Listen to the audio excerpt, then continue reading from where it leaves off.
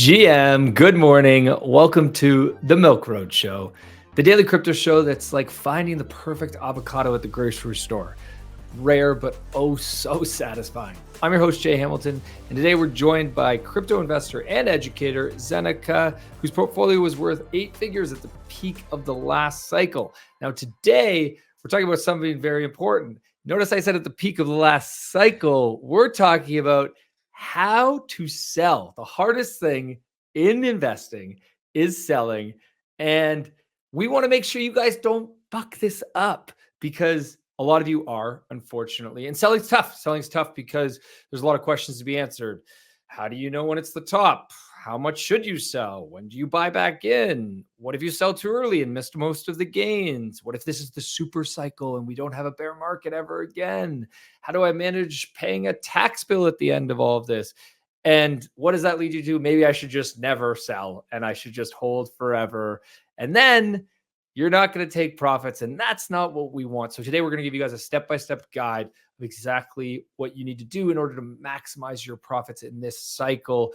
Before we jump in, I want to give a quick shout out to a couple of great companies that also help you maximize profits. I'm talking about Gemini and Kelp DAO. Discover Gemini, the US-based exchange built for new and advanced traders. As a special welcome gift, they are offering new customers $15 in Bitcoin just for trading. At Gemini, security is a top priority. As a licensed full reserve exchange and custodian, your assets are well protected. Plus, they offer cutting-edge security features like passkeys to keep your account safe. This exchange is setting the standard for compliance and innovation so you can trade with confidence. Head over to gemini.com/Milk Road and start trading today to earn your $15 in BTC. Sign up now and get ready to join the trading fun.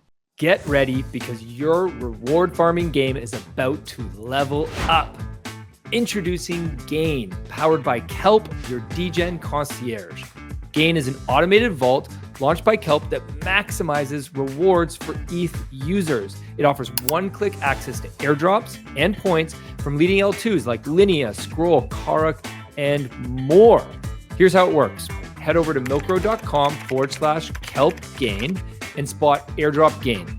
Get a complete overview of how your assets are deployed and the rewards and points you stand to gain. With just a few clicks, deposit ETH or SETH or liquid staking tokens into the smart vault. That's it. The best part, once you deposit, you're issued a liquid token, AGETH, enabling you to participate in DeFi on Pendle, Spectra, Lyra, Splice, and others. Gain is already live and you can go check it out for yourself today. Just head over to milkroad.com/Kelp Gain and get started. Zeneca, welcome back to the show. My man, before we recorded, we were talking about how would we feel if we were sitting here 1 year from now, we recorded another 50 somewhat episodes together. And one of our listeners, or unfortunately, possibly many of our listeners, were sitting there saying, I didn't really make much money in the last bull cycle. It would suck. And unfortunately, it happens all the time. Like, people go through an entire cycle and they round trip or they didn't take enough profit. They have a big tax bill at the end of it. One reason or another, they were here through an entire bear and bull cycle and they didn't have much to show for it financially at the end of the day. And hopefully we can help remedy that and give some advice from our learnings because we've both been around for a couple of cycles. And I think we've both held too long and not taken enough profits and learned a thing or two and hopefully can share that with others. Let's start with why is selling so hard? It's just, I think psychologically is a big part of it because if you think about it, Warren Buffett has this great quote, everyone's probably heard of it. Be greedy when others are fearful and fearful when others are greedy.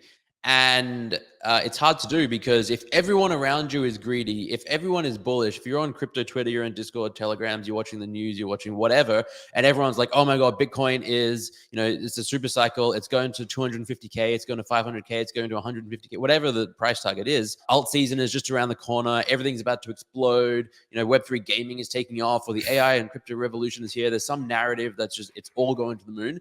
To be able to sell in that environment and in that moment when everyone around you is so sure that we're going to do another 2x, 3x, 5x is incredibly difficult. It's really, really, really, really, really tough. And that's why so many people don't do it. And that's why it's not a bull market until everyone is so bullish. That's why having strategies in advance and having a system set up so that you take the emotion out of it. So you're not trying to make that decision in the heat of the moment when everyone is bullish. to sell, and you've already come up with a plan way ahead of time, or a system, that's how you can most effectively sell. Yeah, I feel like it really comes down to like humans aren't robots, or robots are way better Yeah, bots investors are than better. humans are, right? Bots are better. Like, let's be real. And a lot of us don't have the discipline to do what a robot would do, which is just stick to the plan. And even worse, a lot of us don't even have a plan. And then if you don't have a plan, then it's impossible to sell. Yeah. Everybody loves to buy and think about when to buy and how much to buy, but they never take the time to make the plan.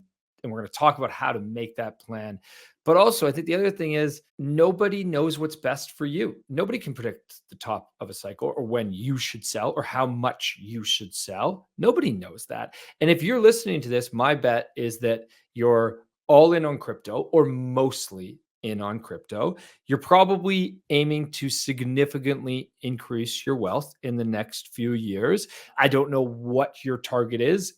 Maybe at the bottom of this cycle a year ago, maybe you had a 5 to 10x target. That might be, if you still have that target, I'd be a little bit concerned. Maybe your target is now more in the like 2 to 5x category for the rest of this cycle. And you're probably, mostly in the majors, and you're sitting here during this time and you're thinking it's not making me enough. And now you're getting frustrated and the emotions come in.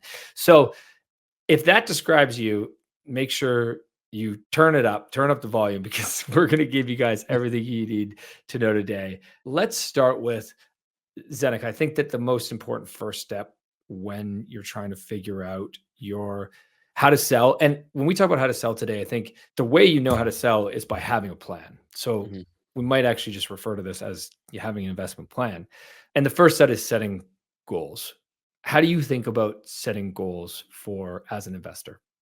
Yeah, I mean, you're absolutely right. It's the most important part because everyone is different, and it might be a good time for someone else to sell, but not a good time for you to sell, or conversely, a great time for you to sell, and someone else with a different plan or goal should not be selling at that point in time.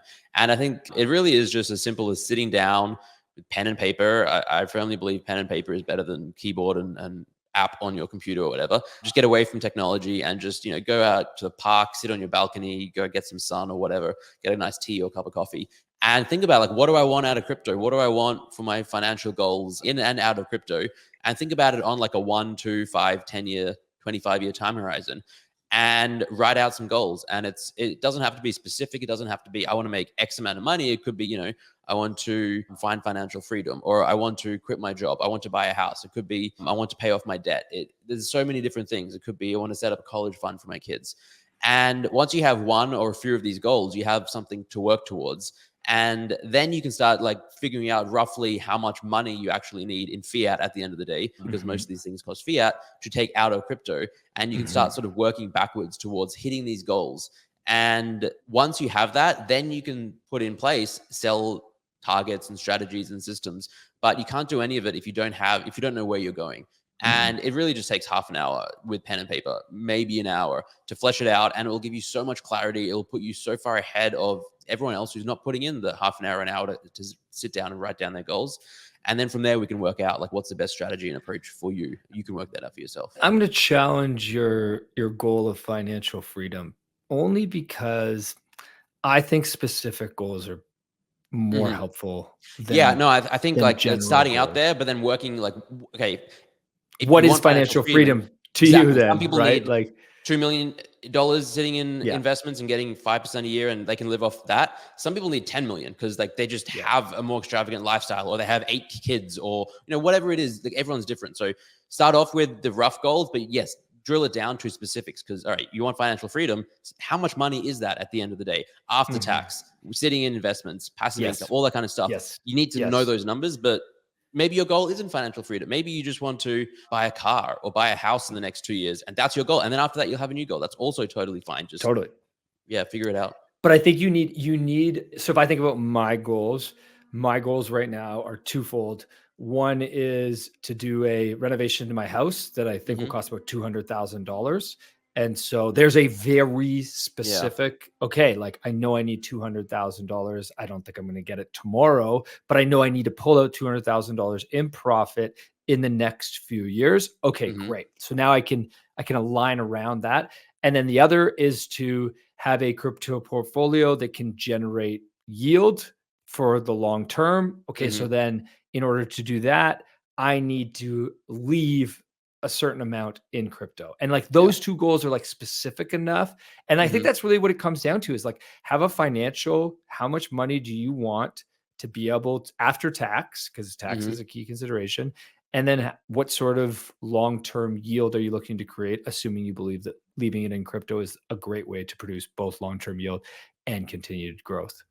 Yeah, 100%. My goals are in the same category where it's like we live in an apartment now. We want to move into a house in the next 3 to 5 years. So it's sort of how much money do we need for that? And we've got a rough idea. To have that financial freedom to not need to work as well. I'll probably still continue to work, but there's a price target for that to support me and my partner and our future kids. We've thought about, all right, they're going to need money. They're going to need schooling. They're going to need all sorts of stuff. And just taking the time to plan out your future, I think, is so beneficial. And again, not too many people actually go through the motions of doing it, or they do it, but they just think about themselves and they don't plan about for the whole family unit or where they might be in 15 years time. Like you might be single, 22-year-old, not even contemplating, your future kids, whatever.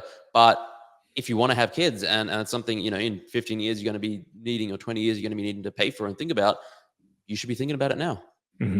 Yeah, totally. Man, little Zenecas, amazing. Can't wait. I think that what is important here, though, is when you do this exercise, you nailed it. 30 to 60 minutes is all this should take. If you are going longer than that, then you're probably actually just going too deep and you're overwhelming yourself and you're now getting anxiety because you don't know if you want kids and you're thinking about that. Like, that's not the purpose of this. Just have a few, most likely a few large capital things that you want to buy in the next few years and know how much car, house, whatever it is, and then have some sort of yield bearing goal as well is usually helpful. That kind of goes to the next point, which is a good way to think about this is by segmenting your portfolio into 3 categories.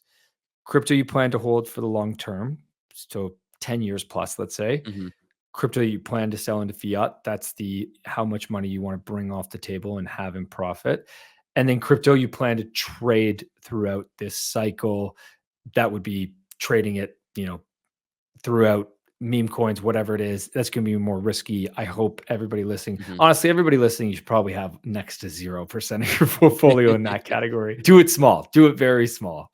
What do you think about? Do you think about those 3 categories? Is that how I think those segment yours? Those are really good buckets. And I think that it all falls under like part of overall portfolio strategy. And everyone should have an overall portfolio strategy, both within crypto and out of crypto. And within crypto, like you said, having these distinct buckets of long-term holds, amounts you want to take into fiat, and then short-term trades is a really effective way of doing it. One thing I will call out though is it's great to have these buckets, but it is important to regularly review your portfolio and how they are lining up with these buckets. For instance, if you want to grow your long-term holdings, how are you adding to those holdings? If you want to, for instance, if you make a bunch of money, like let's say you have 2% of your portfolio in the short-term trade bucket, and you hit big on a meme coin and you 20x or 50x on that return, you should be taking money from that, putting it into the other 2 buckets.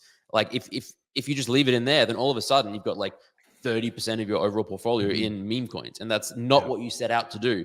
But it happens way too often where people, not due to specific actions, but due to inaction, due to not sitting down and reviewing their portfolio regularly, they come up with, all right, they sit down, they have a plan. They're like, this is what my portfolio to look like. My buckets, great, very sound strategy. They go off, do some trading. And then, one thing leads to another. And 6 months later, they've got a vast majority of their portfolio in crappy little meme coins and not enough in long-term holds and not enough in crypto that they want to sell and take into fiat. And so I think by regularly reviewing your portfolio, do it weekly, do it monthly, do it quarterly is probably a little too long in a bull market, but monthly is a good cadence. That's like one of the most impactful triggers for identifying when to sell, I think, because I think a lot of people struggle with, all right, when do I take profit? When do I sell? Well, if you've done this exercise of, all right, I want my portfolio to look roughly like this, and then you do a review once a month and you're like, holy crap, I've got 25% of my net worth in dog with a hat. Maybe, I should sell some and put some into my long-term holdings and achieve these long-term goals. It's when people don't have those strategies in place and they get caught up in the hype and the mania and the, oh my God, if it just does another 10x, and they do the moon math and like, then I could pay for all my dreams and goals. And it's usually when things end poorly. So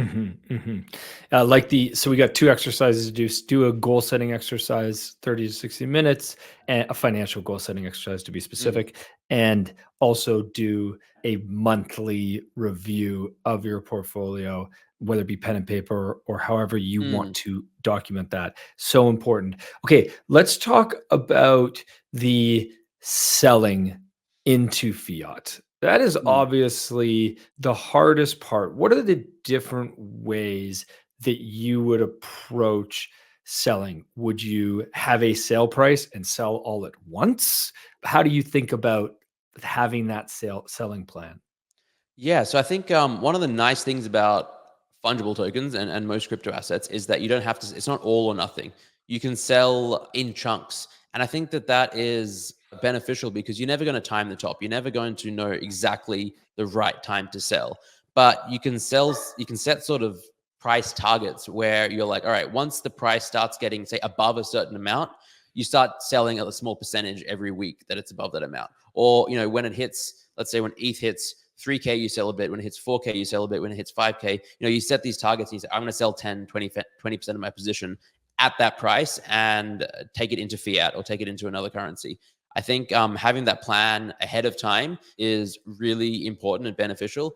And I think that by understanding that it's not all or nothing, it really, I think, alleviates the psychological pain. Because a lot of people are like, oh my God, if I sell and then it goes to the moon, I'm going to feel awful. Just sell a little bit. Just sell 20%, sell a small percentage of your allocation. Yeah. I think that the thing that everybody should do is you should set a sell price, set a sell target. And the way you do that, and everybody's afraid of this, but you do your own research and you make your own assumptions, right? Yeah. And you say, I think BTC is going to peak at 100, 150, 200 in this cycle. You pick your number, do your own research. Don't just listen to us, get it from a variety of sources. And then you'll never sell the peak. Whatever you think the peak is, you're never Yeah. I don't know a single guy who's ever done that. There's one in the world and he's got, a piece of gold stuck up his butt. So you're never going to do that. So then what I would do is let's say my assumption is BTC is going to peak out at 150K in this cycle. I would take somewhere around like 60 to 80% of that. And I would start selling there because I would know that I might even start at like 50% of that.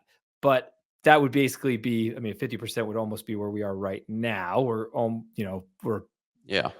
all-time high is close to 50% of that. So, but then I would never try to get the peak. I would probably, everything I'm planning to sell, I would want to sell by about 80% of whatever I think price target is. Does that resonate with 100%. And I think that having that plan in place when you buy the tokens is also really important and impactful. But yeah, just have a plan. And what you said is so important is you have to come up with it yourself.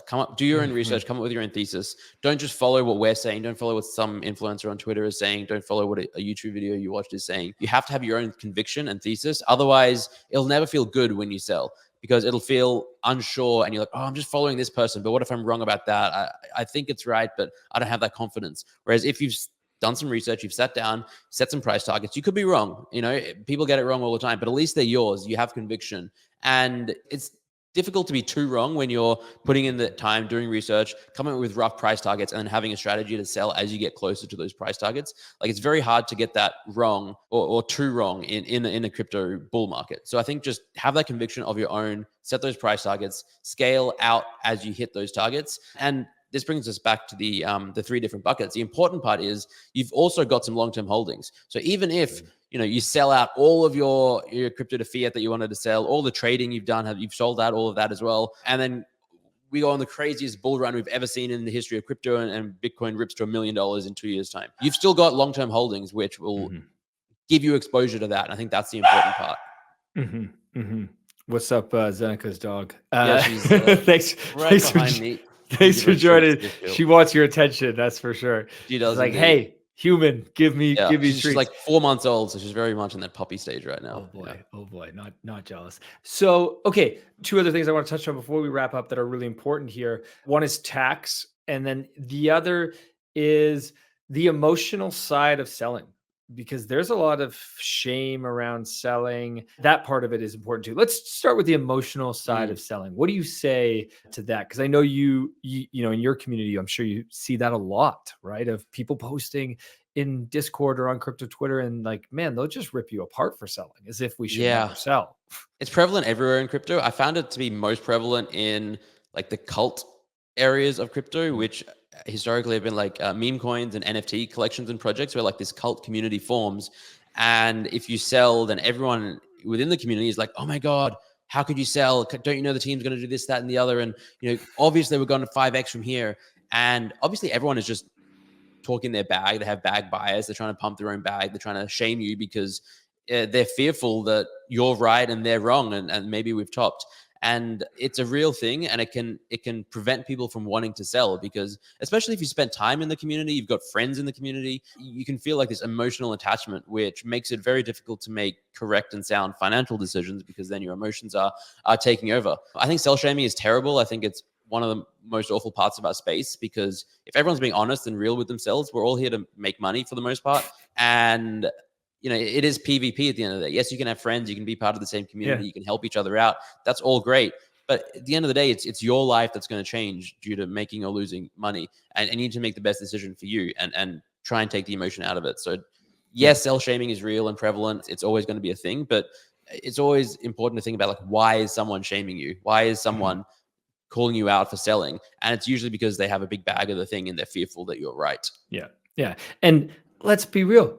Everybody should be selling some, unless you're just so filthy rich that you're just adding to your portfolio forever because you don't need any profits right now. But I don't think that would describe most of the people listening to the show. No. Let's talk quickly about one more quick thing I just wanted to mention is, if you are being sell shamed, you're probably doing something right, because if everyone around you is bullish and going crazy, and that's the time you want to be selling. If you sell and everyone's like also selling, that's, you probably waited too long, and maybe that's the time to be buying. But when everyone is shaming you for selling, being like, oh my God, you're an idiot, we're going to the moon, things are probably a little frothy, and you've probably picked a good time to sell. Yeah, well said. Okay, tax. Let's touch on tax quickly. What would be the steps you would advise somebody to take in terms of how to plan for tax?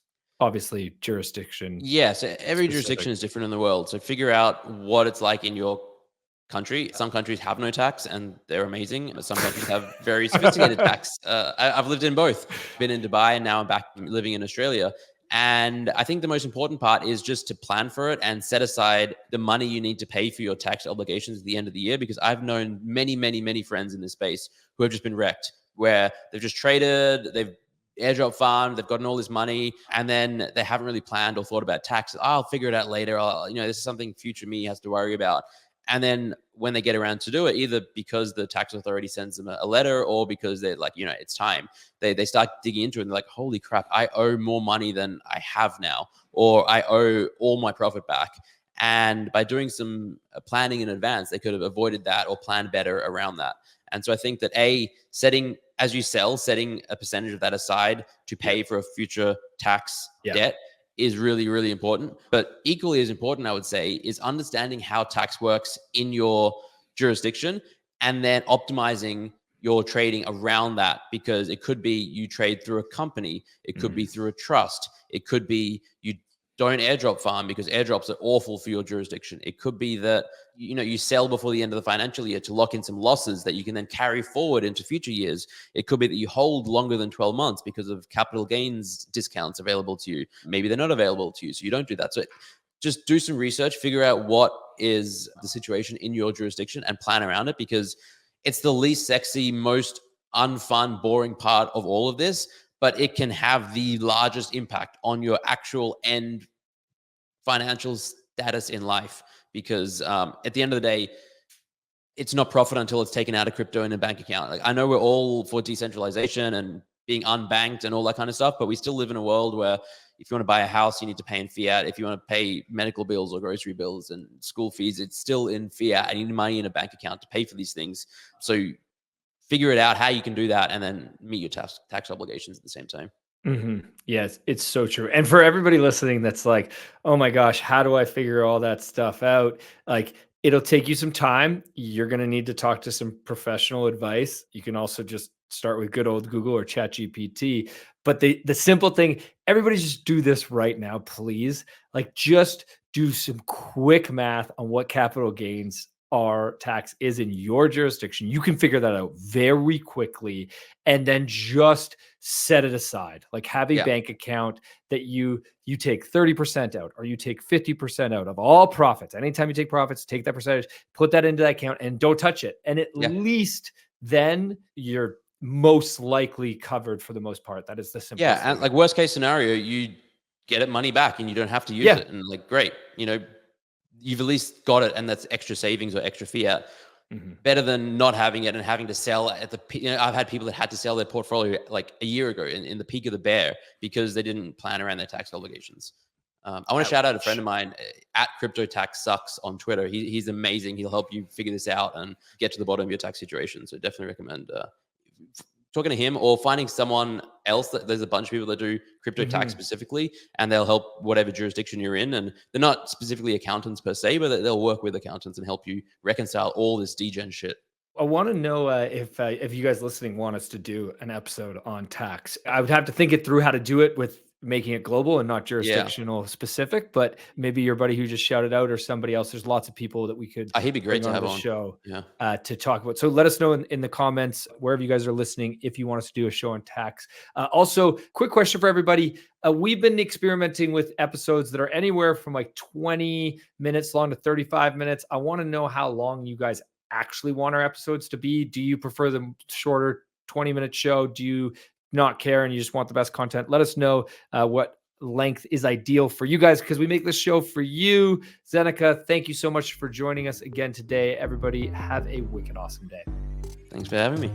As always, if you liked today's episode, please hit subscribe and make sure you follow us so you don't miss out on the next one. There's also a link in the description to our free 5-minute daily newsletter where we simplify crypto for you while making you laugh. And if you're willing to step up your crypto investing game, we're going to also leave a link for Milk Road Pro. You get access to our portfolio where you can see exactly what we are buying. This is your number one resource to help you invest successfully in crypto. One final note, this show is for educational purposes only, and nothing we say is financial advice. Investing in crypto or any asset is risky, and you should never invest more than you can afford to lose. Thanks so much for listening in, my friends. Have a wicked awesome day.